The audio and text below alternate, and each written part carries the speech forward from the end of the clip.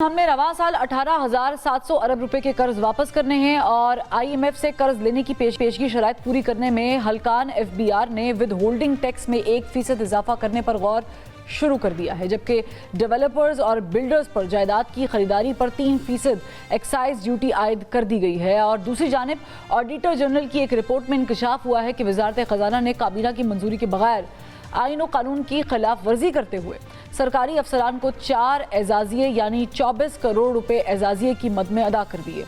Auditor general की एक और रिपोर्ट में ये बात सामने आई है कि इलेक्ट्रिक कंपनी समेत दीगर तवानाई की कंपनीज में 45 खरब रुपए की लीकेज सामने आई है। बात यहीं तक नहीं रुकती, बल्कि पीआईए में जहाज़ों के ग्राउंड होने की वजह से तकरीबन 22 अरब रुपए का नुकसान हुआ। महंगी गंदम दरामद करने से मुल्की खजाने को 32 मिलियन रुपए का नुकसान हुआ। रेलवे का 14 अरब से जायद का ठेका गैर कानूनी तौर पर दिया गया। पाकिस्तान बैतुल माल में 2 अरब रुपए से जायद का घपला किया गया और सिर्फ इस्लामाबाद क्लब में 75 करोड़ रुपए की बेज़ाब्तगियों का इंकशाफ हुआ है। हैरत की बात यह है कि एक जानिब हमने मुल्क के हर इदारे, हर सतह और हर लेवल पर करप्शन और बेज़ाब्तगी का बाजार गर्म कर रखा है और दूसरी जानिब आलमी मालियाती इदारों से महंगी शराय सूद पर कर्ज लेकर मुल्की मईशत को संभालने में लगे हुए हैं।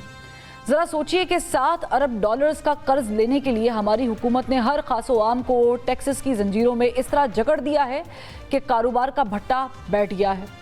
और सोने पे सुहागा ये कि बैरूनी फाइनेंसिंग गैप पूरा ना होने की वजह से 13 सितंबर तक आईएमएफ के जारी करदा स्केड्यूल में पाकिस्तान का नाम शामिल नहीं है। यानी 12 जुलाई को आईएमएफ के साथ स्टाफ लेवल मुआहिदा करके शादियाने बजाने वाली गवर्नमेंट अब तक आईएमएफ से कर्ज मंजूर कराने में नाकाम है। आईएमएफ ने एक तो 5% से भी जायद शराय सूद पर कर्ज देने की हामी भरी, दूसरा तरक्याती बजट को कट लगाने और पीएसडीपी के प्रोजेक्ट को भी रोकने का कहा है, जबकि टैक्स गुजारों को मजीद टैक्स नेट में लाने का टारगेट थमा दिया है। हुकूमत मईशत को संभालने और आईएमएफ की शराइत पूरी करने के लिए हर वो काम कर रही है जिससे मुल्की मईशत अपने पाँव पर खड़ा होने की बजाय बैसाखियों के सहारे खड़ा होने लगी है। यानी बेजा और बहुत ज़्यादा तादाद में टैक्सेस की वजह से कारोबारी हजरात दिल बर्दाश्ता होकर कारोबार से किनारा कुशी कर रहे हैं और सरमायाकारों को सहूलियात फराहम ना करने की वजह से सरमाया मुल्क से बाहर शिफ्ट हो रहा है। ये कैसे ठीक होगा और मुल्की मईशत अपने पाँव पर किस तरीके से खड़ी हो सकती है, इस पे बात करेंगे। हमारे साथ मौजूद हैं इकोनॉमिस्ट डॉक्टर शाहिद हसन सिद्दीकी साहब। बहुत शुक्रिया डॉक्टर साहब, आपने वक्त निकाला। मुझे ये बताइएगा कि 4 तारीख के स्केड्यूल में आईएमएफ के पाकिस्तान का नामो निशान नहीं है, लेकिन हुकूमत ये उम्मीद किए हुए है कि हमें जल्द ही आईएमएफ की तरफ से कोई ग्रीन सिग्नल मिल जाएगा और फिर हम जो है वो इस प्रोग्राम को ले लेंगे या परस्यू कर लेंगे। लेकिन दूसरी तरफ ये बड़ी एक मेजर शर्त है कि वो जो 12 अरब के कर्जे रोल ओवर करने हैं वो भी पाकिस्तान ने उससे पहले करने। आप इसको कैसे देख रहे हैं? क्या पाकिस्तान ये सब कुछ करने में कामयाब हो जाएगा? 100% कामयाब हो जाएगा। अच्छा। क्योंकि अमेरिका ये चाहता है कि पाकिस्तान आईएमएफ के प्रोग्राम में रहे, हुकूमत पाकिस्तान चाहती है कि पाकिस्तान आईएमएफ के प्रोग्राम में रहे, क्योंकि आईएमएफ की शराइत की आड़ में अवाम के ऊपर टैक्सों का बोझ डाला जाता है और जबकि जो है वो ताकतवर तबकों को टैक्स चोरी करने वालों को बदस्तूर मराद दी जाती रही हैं। ये कई दिहाइयों से हो रहा है। तीनों पार्टियां जो इस वक्त हुकूमत में है या वफाक में है या सूबों में, वो इस गठजोड़ में शामिल हैं। जो इत्तेहादी नहीं है वो भी इस मामले में हुकूमत के साथ हैं, क्योंकि उनको भी जो है ताकतवर तबकों की सपोर्ट चाहिए। ये अशराफिया की मईशत है, मसला ये है ही नहीं। आपको बिल्कुल मिल जाएगा। मसला सिर्फ ये है कि आईएमएफ से आपको किस्त मिल गई, उसके बाद 12 अरब डॉलर का रोल ओवर हो गया, उसके बावजूद भी इस माली साल में हम अपने बैरूनी कर्जे अदा नहीं कर सकते, हमें और पैसा चाहिए किसी और से खुशामद करने के। नंबर 1। दूसरा ये कि ये 12 अरब डॉलर का रोना तो हर साल रहेगा ना। ये साल ख़त्म होगा, अगले साल की किस्त होगी, फिर वो 12 अरब डॉलर का आ जाएगा।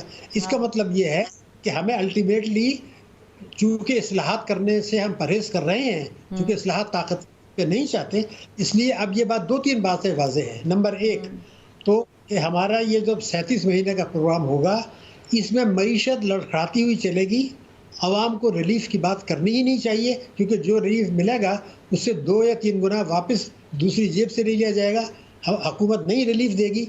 और जो सबसे बड़ा ख़तरा है, जिसकी नींदें हराम नहीं चाहिए, कि वज़ीर आज़म साहब कुछ भी कहें, लेकिन इस 2027 में जब ये प्रोग्राम खत्म होगा, उसके बाद पाकिस्तान 25वें प्रोग्राम में जाएगा, जो कि बहुत ही, मैं समझता हूँ कि नरम अल्फाज में खुदकशी होगी। इसीलिए आज तो कहने हमारा आखिरी नहीं होगा। हुकूमत को ये बात पता है, शहबाज शरीफ साहब को पता है, पार्लियामेंट को पता है कि ये हमें जाना पड़ेगा। क्यों? क्योंकि हम तो टेम्परेरी इक़दाम उठा रहे हैं, कोई इस्लाही प्रोग्राम नहीं हो रही है। लेकिन चले, ये आपकी ये बात बिल्कुल दुरुस्त है, टेम्परेरी हम लोग जुगाड़ लगा रहे हैं, बेसिकली में से जुगाड़ कहते हैं। तो ये जो टैक्स हदफ भी रखा गया है एफबीआर की तरफ से, और फिर हम देख रहे हैं कि वो वहाँ तक पहुँच भी नहीं पा रहे हैं, तो ऐसी सूरत हाल में जब ऑलरेडी महंगाई भी है, सारा कुछ है, टैक्स कलेक्शन भी उस तरीके से नहीं हो रही है, तो क्या एक मिनी बजट एक्सपेक्ट किया जा सकता है? मैंने तो आपकी खिदमत में एक जुमला कह दिया था कि हुकूमत जो आवाम को रिलीफ देगी उससे कई गुना ज़्यादा उनसे वापस लेगी। वो मिनी बजट की शक्ल में हो या किसी और शक्ल में हो, आवाम के ऊपर मज़ीद बोझ पड़ना है। ये तय हो चुका है कि जो तरक्याती अखराजात होते हैं, जिसकी वजह से मईशत ग्रो करती है, रोज़गार मिलते हैं लोगों को, उसमें मज़ीद कमी की जाएगी। बिजली के नर्ख बढ़ेंगे। मगर जो परेशानी की बात है, जो वाज़ेह, हम लोगों को शर्माने की ज़रूरत नहीं है। जो कुछ हो रहा है वो तो ये हो रहा है कि मईशत को धक्का दे के, कर्जे लेके, रीशेड्यूलिंग करा के गुजारा कर लें। ये कहीं नहीं है कि 26 मिलियन बच्चे जो स्कूल नहीं जा रहे, वो भी कभी स्कूल जाएंगे। आइन की शिफ्ट 25A कहती है कि 5 साल से 16 साल के बच्चे को नहीं लाजमी और मुफ्त तालीम देनी है, लाजमी मुफ्त, वो तो नहीं दे रहे।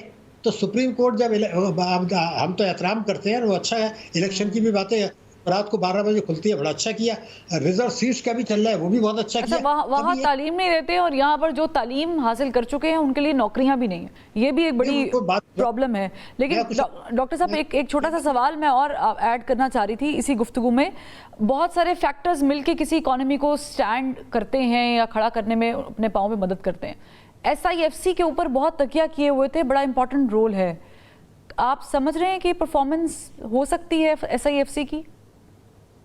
देखिए, बात ये थी कि वो आप फॉरेन इन्वेस्टमेंट लाना चाह रहे हैं। बिल्कुल। अभी नहीं आएगा फॉरेन इन्वेस्टमेंट। वो दिसंबर तक 50 अरब डॉलर आना था, $1 भी नहीं आया, वो नहीं आएगा। वो छोड़ दीजिए उस बात को। उसकी वजह मैं आपको समझा दूं ना।